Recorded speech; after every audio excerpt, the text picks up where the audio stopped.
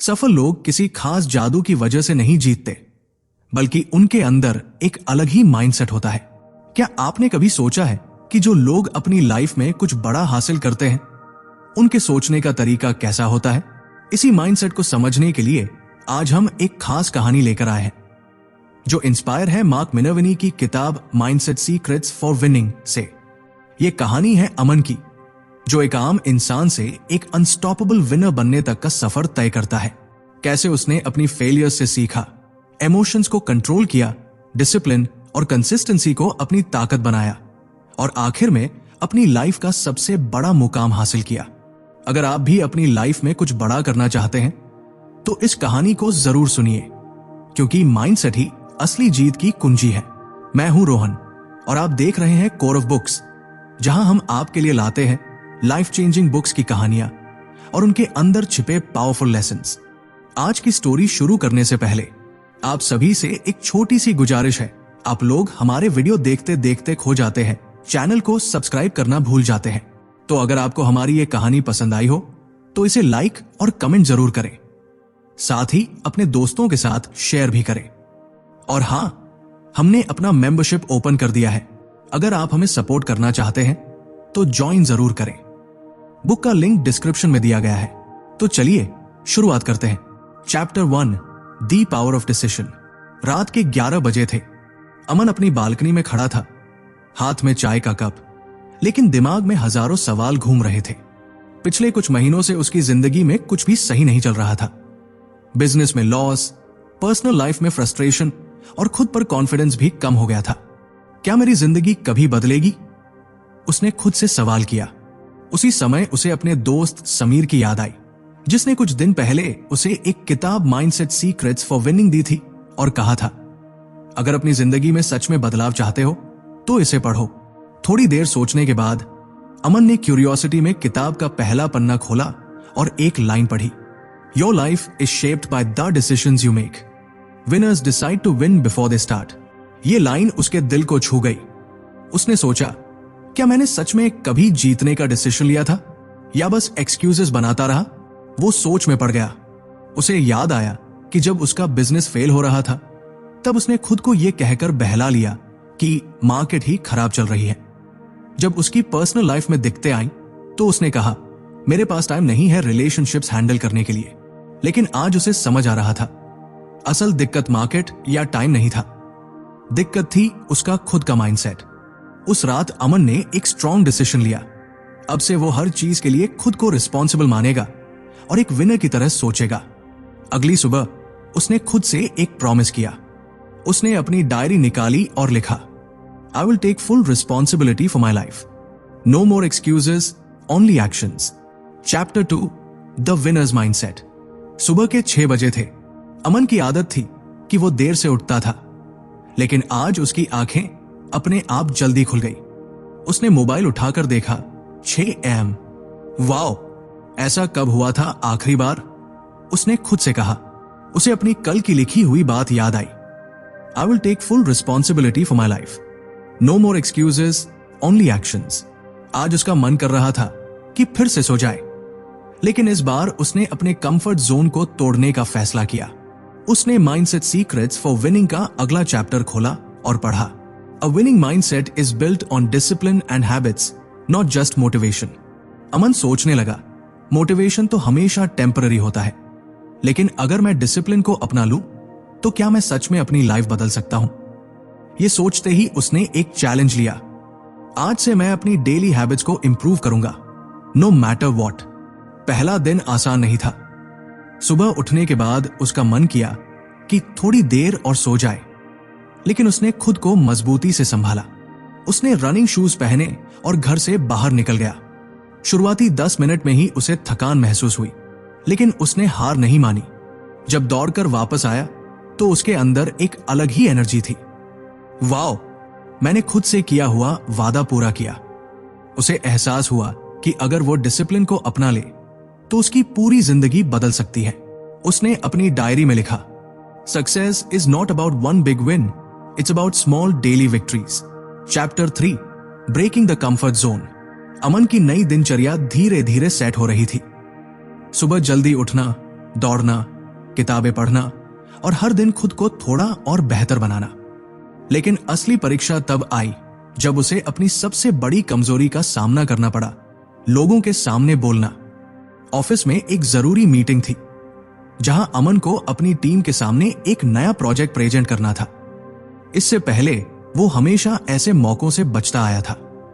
उसे लगता था कि वो दूसरों के सामने बोल नहीं पाएगा, लोग उसकी बातों को पसंद नहीं करेंगे या फिर वो कुछ गलत बोल देगा। Growth begins at the end of your comfort zone. इसका मतलब साफ था, अगर उसे सच में बदलना है तो अपने डर को हराना होगा। मीटिंग शुरू हुई। अमन के हाथ पसीने से भीग चुके थे। जब उसका नाम पुकारा गया तो उसके दिमाग में वही पुराने डर आने लगे। अगर मैं अटक गया तो, अगर सबने मजाक बना दिया तो। लेकिन तभी उसे किताब में पढ़ी एक लाइन याद आई, winners don't wait for confidence, they build it through action. उसने गहरी सांस ली, खड़ा हुआ और बोलना शुरू किया। शुरुआत में उसकी आवाज धीमी थी, लेकिन धीरे धीरे आत्मविश्वास आने लगा। जब वो अपनी प्रेजेंटेशन खत्म कर चुका था तो कमरे में एक पल की खामोशी रही, फिर तालियां बज उठीं। ये उसके लिए एक छोटा कदम था, लेकिन एक बड़ा सबक। डर तब तक रहता है जब तक हम उसका सामना नहीं करते। उसने अपनी डायरी में लिखा, courage is not the absence of fear but the decision to act despite it. Aman अब अपनी मानसिकता को बदलते हुए देख सकता था। Chapter 4, discipline over motivation. Aman अब खुद में बदलाव महसूस करने लगा था। उसने महसूस किया कि असली जीत सिर्फ सोचने से नहीं बल्कि करने से मिलती है। लेकिन असली चुनौती तब आई जब कुछ दिनों बाद उसकी मोटिवेशन कम होने लगी। हर सुबह जल्दी उठना, दौड़ना, किताबें पढ़ना, यह सब आसान लग रहा था जब तक कि अंदर से जोश बना हुआ था। लेकिन एक दिन जब बारिश हो रही थी और बाहर ठंड थी, उसका मन किया कि आज दौड़ने न जाए। उसने सोचा, एक दिन नहीं दौड़ूंगा तो क्या होगा। उसे किताब में पढ़ी एक लाइन याद आई, the difference between winners and losers is that winners keep going even when they don't feel like it. अगर वो आज हार मान लेता तो शायद कल भी यही बहाना बना लेता और फिर धीरे धीरे उसकी मेहनत बेकार हो जाती। उसने खुद से कहा, अगर मुझे सच में जीतना है तो मुझे डिसिप्लिन अपनाना होगा, ना कि सिर्फ मोटिवेशन पर निर्भर रहना होगा। वो दौड़ने गया। बारिश हो रही थी, ठंडी हवा चल रही थी, लेकिन वो रुका नहीं। जब वो वापस आया तो उसके अंदर की एनर्जी और कॉन्फिडेंस पहले से ज्यादा था। उसने अपनी डायरी में लिखा, discipline is doing what needs to be done even when you don't feel like doing it. अब अमन समझ चुका था कि अगर उसे आगे बढ़ना है तो उसे सिर्फ मोटिवेशन पर नहीं बल्कि डिसिप्लिन पर भरोसा करना होगा। Chapter 5, the power of self belief. Aman अब अपनी लाइफ में एक नए मोड़ पर था। वो रोज मेहनत कर रहा था, अपने डर को हरा रहा था और डिसिप्लिन को अपनाकर आगे बढ़ रहा था। लेकिन असली चुनौती तब आई जब उसे खुद पर शक होने लगा। ऑफिस में उसे एक नए प्रोजेक्ट की जिम्मेदारी दी गई जिसमें उसे लीडरशिप दिखानी थी, लेकिन अंदर ही अंदर उसे लग रहा था कि वो इस काम के लिए सही इंसान नहीं है। What if I fail? What if I am not good enough? उसे किताब में लिखी एक बात याद आई, You don't become successful and then believe in yourself. You believe in yourself first and that makes you successful. उसने खुद से पूछा, अगर मुझे खुद पर भरोसा नहीं होगा तो कोई और मुझ पर कैसे भरोसा करेगा। अमन ने इस बार हार मानने की बजाय एक फैसला किया, मैं खुद पर भरोसा करूंगा, चाहे हालात कैसे भी हों। जब उसने पूरे कॉन्फिडेंस के साथ टीम को लीड करना शुरू किया तो धीरे धीरे चीजें सही होने लगी। उसकी डिसीजंस पहले से बेहतर हो रही थी और लोग भी उसकी लीडरशिप को पसंद करने लगे। उसने अपनी डायरी में लिखा, believe in yourself even when no one else does, that's the mindset of a winner. अब अमन को एहसास हो चुका था कि असली जीत बाहर की दुनिया में नहीं बल्कि अपने अंदर खुद पर भरोसा करने से मिलती है। Chapter 6, overcoming fear of failure. Aman की लाइफ अब पहले से बेहतर हो चुकी थी। वो रोज अपने कंफर्ट जोन से बाहर निकल रहा था, खुद पर विश्वास कर रहा था और एक नए अमन की ओर बढ़ रहा था। लेकिन एक दिन उसे एक बड़ा झटका लगा। वो जिस नए प्रोजेक्ट को लीड कर रहा था उसमें कुछ गलतियां हो गई। क्लाइंट ने उसकी टीम की रिपोर्ट रिजेक्ट कर दी। बॉस ने सख्त लहजे में कहा, अमन, ये प्रोजेक्ट तुम्हारी जिम्मेदारी थी, ये गलती दोबारा नहीं होनी चाहिए। अमन के लिए ये बहुत बड़ा झटका था। उसे लगा कि उसने सब खराब कर दिया। Maybe I am not good enough, maybe I was never meant for this. लेकिन तभी उसे माइंडसेट सीक्रेट्स फॉर विनिंग में पढ़ी हुई एक लाइन याद आई, failure is not the opposite of success, it's a part of success. उसने सोचा, अगर मैं हार मान लूं तो क्या मैं कभी सीख पाऊंगा? इस बार उसने अपनी हार को एक सबक की तरह लिया। उसने टीम के साथ बैठकर अपनी गलतियों को समझा, सब कुछ ठीक किया और एक बेहतर रिपोर्ट तैयार की। जब अमन ने वो रिपोर्ट फिर से सबमिट की तो इस बार क्लाइंट ने उसकी मेहनत की तारीफ की। उसने अपनी डायरी में लिखा, winners fail, learn and try again, losers fail and quit. अब उसे समझ आ चुका था कि डर और नाकामी से भागने से कुछ नहीं मिलेगा। अगर उसे आगे बढ़ना है तो उसे हर हार को एक नए सबक की तरह लेना होगा। Chapter 7, mastering emotional control. Aman अब पहले से ज्यादा समझदार हो चुका था। वो अपनी गलतियों से सीख रहा था, खुद पर विश्वास कर रहा था और धीरे धीरे अपनी लाइफ में आगे बढ़ रहा था। लेकिन एक चीज जो उसे अभी भी परेशान कर रही थी, उसका गुस्सा और भावनाओं पर कंट्रोल। एक दिन ऑफिस में एक सहकर्मी ने उसकी रिपोर्ट पर गलत टिप्पणी कर दी। अमन को लगा कि उसने इतनी मेहनत की थी, फिर भी लोग उसकी आलोचना कर रहे थे। गुस्से में उसने तेज आवाज में जवाब दे दिया, लेकिन बाद में उसे महसूस हुआ कि इस रिएक्शन से न तो कोई फायदा हुआ और न ही उसकी इमेज अच्छी बनी। उसे किताब में लिखी एक बात याद आई, winners don't let emotions control them, they control their emotions. Aman ने खुद से सवाल किया, क्या मुझे दूसरों के व्यवहार पर रिएक्ट करना चाहिए या अपने इमोशंस को कंट्रोल करना सीखना चाहिए? इस बार उसने गुस्से को काबू करने का फैसला किया। अगली बार जब किसी ने उसकी आलोचना की तो उसने धैर्य रखा और शांति से जवाब दिया। इसका असर यह हुआ कि सामने वाला भी शांत हो गया और बातचीत सही दिशा में चली गई। उसने अपनी डायरी में लिखा, emotional control is the real power, if you can control your mind you can control your life. अब अमन को एहसास हो चुका था कि जीत सिर्फ स्किल से नहीं बल्कि अपनी भावनाओं पर कंट्रोल करने से भी मिलती है। Chapter 8, the art of consistency. Aman अब अपनी लाइफ में कई नई चीजें सीख चुका था, डिसिप्लिन, सेल्फ बिलीफ, फेलियर को एक्सेप्ट करना और इमोशंस को कंट्रोल करना। लेकिन एक और चैलेंज बाकी था, कंसिस्टेंसी बनाए रखना। शुरुआत में वो रोज मेहनत करता था, सही डिसीजंस लेता था और खुद पर काम करता था। लेकिन जैसे जैसे समय बीता उसकी एनर्जी थोड़ी कम होने लगी। कुछ दिन उसने अपने गोल्स पर कम फोकस किया, वर्कआउट स्किप कर दिया और किताबें पढ़ना भी बंद कर दिया। उसे लगा, शायद मैं थक गया हूं, थोड़ा रेस्ट कर लूं। लेकिन यही रेस्ट धीरे धीरे एक आदत बनने लगी। तभी उसे माइंडसेट सीक्रेट्स फॉर विनिंग की एक लाइन याद आई, success is not about doing great things once in a while, it's about doing small things consistently. उसे समझ आया कि अगर वो रोज छोटे छोटे स्टेप्स नहीं लेगा तो उसकी प्रोग्रेस रुक जाएगी। अमन ने खुद से वादा किया कि चाहे कुछ भी हो जाए वो अपनी हैबिट्स को छोड़ेगा नहीं। उसने एक नया रूल बनाया, हर दिन कम से कम 1% इंप्रूवमेंट लाना है। अब चाहे उसे मोटिवेशन महसूस हो या ना हो, वो अपने गोल्स के लिए डेली एक्शन लेने लगा।